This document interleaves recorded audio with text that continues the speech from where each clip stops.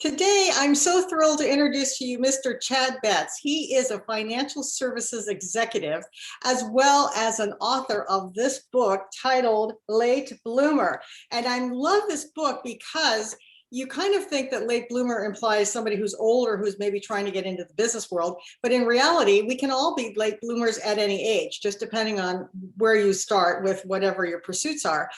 But let's back up if we could, Chad, and let's talk about what you majored in college and how you got to where you are today. And thank you for being here. Thank you very much for having me.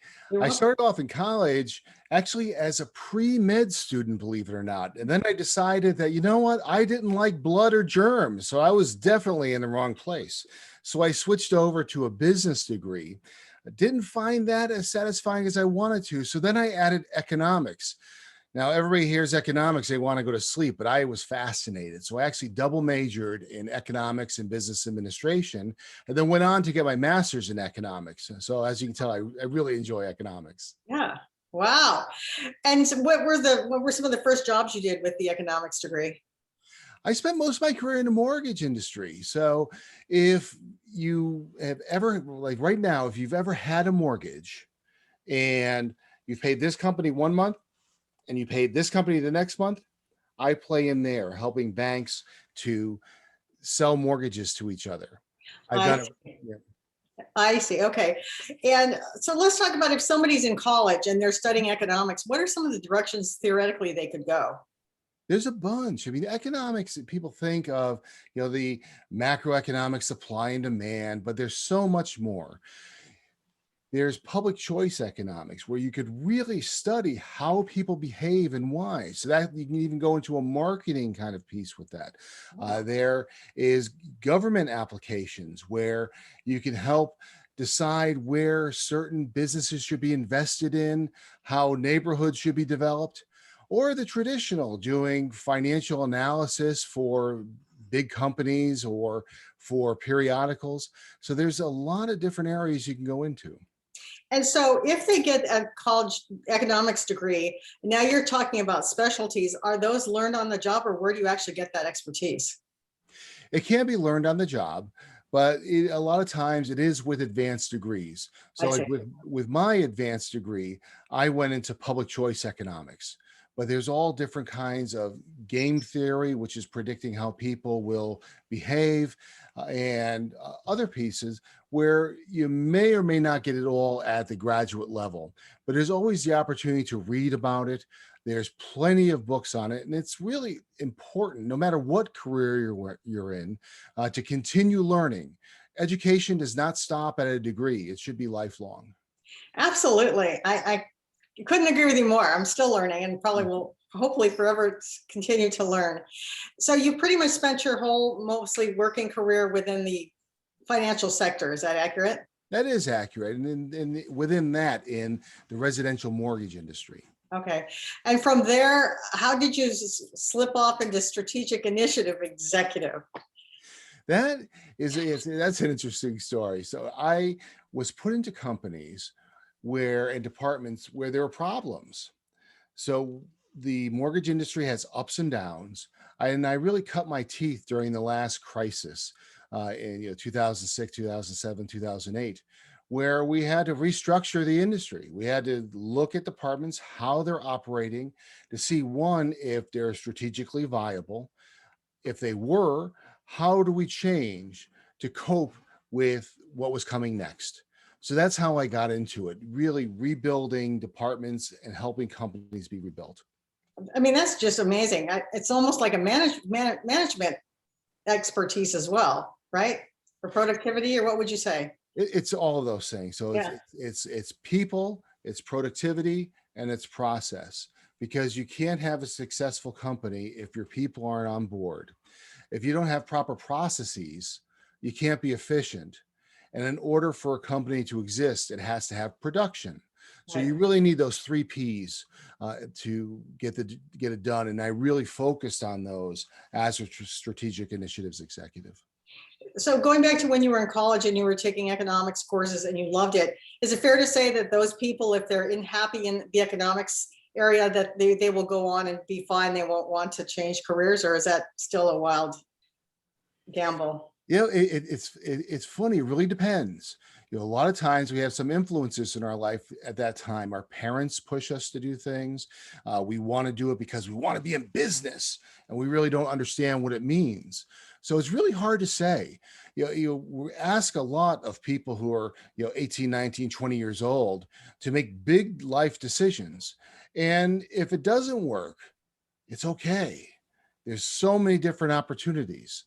Going from business into being a teacher in education or being a social worker.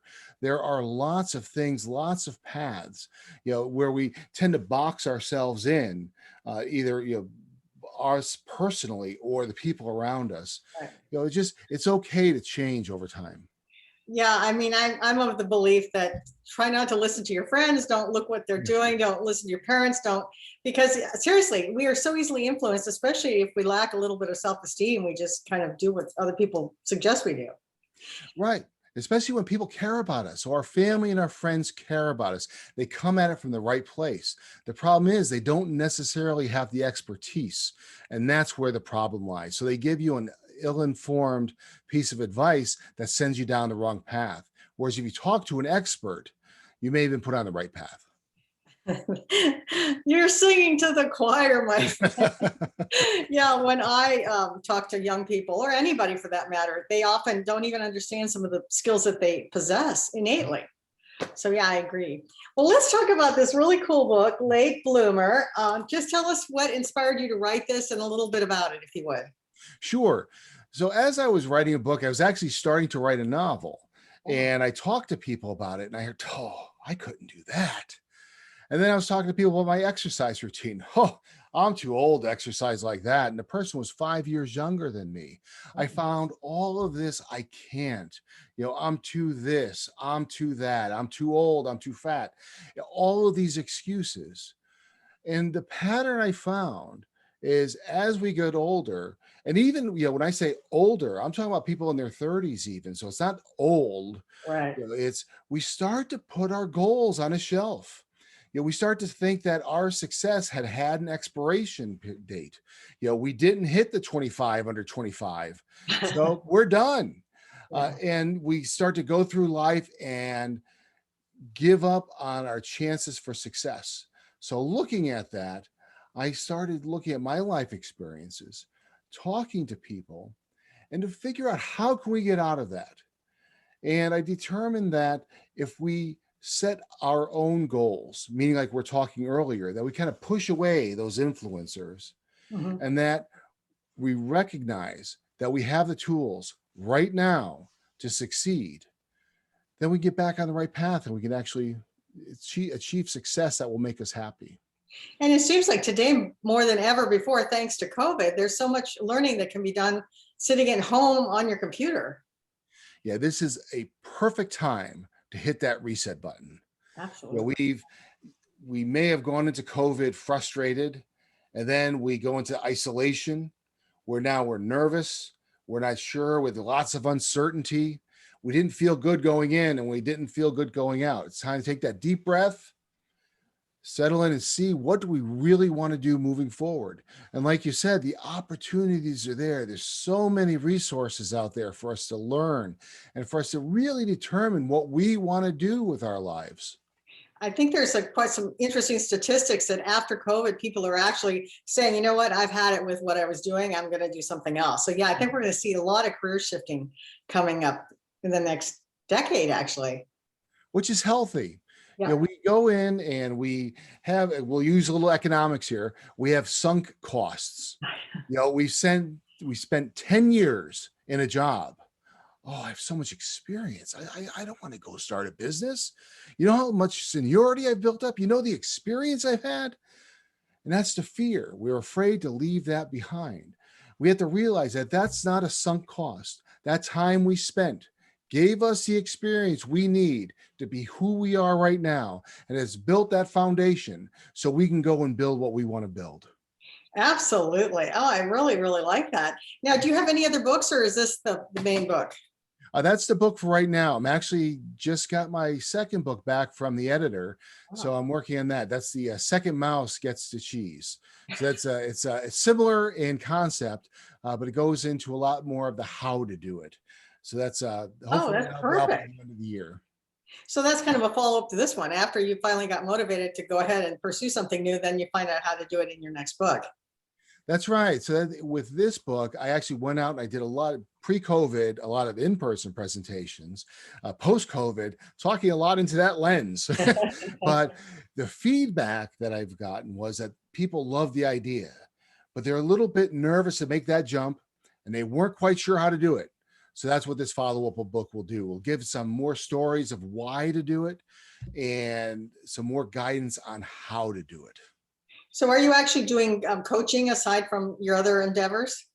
I am. I've had the opportunity to coach people from around the country, and actually, I'm coaching a woman in Mumbai, India now, which is interesting. So it's Oh, 3:30 her time, 6 o'clock our time. It's a 9.5 hour difference, so it's a wow. little bit different. Wow, how'd you run across her? Through Toastmasters. So I'm a member of Toastmasters, and I met a friend of hers actually at a meeting in Saudi Arabia. And it's just worldwide. It's this we all have Zoom fatigue, but the power of this lens is amazing. You can meet people from all over the world. I was able to do a presentation to a women's group in London. I would never have been able to do it because they didn't have a budget to fly me out there. Oh, sure. So it's amazing. So we're using these tools to really expand our horizons and not just turn the camera off and play with your phone as you're at a meeting. Absolutely. Wow, that's fantastic. So what are some, if you had some tips for people, any type of advice, what are some of your favorite pieces of advice? There's two pieces of advice that you may not have heard before. One is building your personal brand. We hear about brand. A lot of times you think of a paper towel. You want to be the stronger, non-soggy paper towel. You want to be the person that people see as the go-to person. You don't want to be seen as the person who's going to be causing problems. And that helps you with your goals, because if you are going to achieve big goals, you have to scale. And to scale, you need to do the second piece, which is build a team. People who you help them, they help you, and you're able to scale your efforts in order to achieve these big goals. But to attract that team, your goal needs to be interesting to them. Otherwise, they're just granting you a favor, and that's not really sustainable. You Right. want to give them something where they're getting satisfaction while you're getting satisfaction. And it's like the tide, all the ships rise. And that's really the ideal situation. So building the brand so people see you as the person who would achieve your goal, and building that team of people around you who are going to help you do it. That's fantastic. Thank you so much for that. I love that. Very good. Well, if somebody wants to reach out and learn more about you, where shall they reach out to you? There's two ways. One is through my website, www.latebloomerbook.com, or you could email me at chad@latebloomerbook.com. Oh, perfect. Well, great. Well, thank you so much for coming on today. Thank you very much for having me. I I really look, appreciate it. I really look forward to your next book as well. Thank you. All right. Have a good evening. You too. Thank you. Yeah.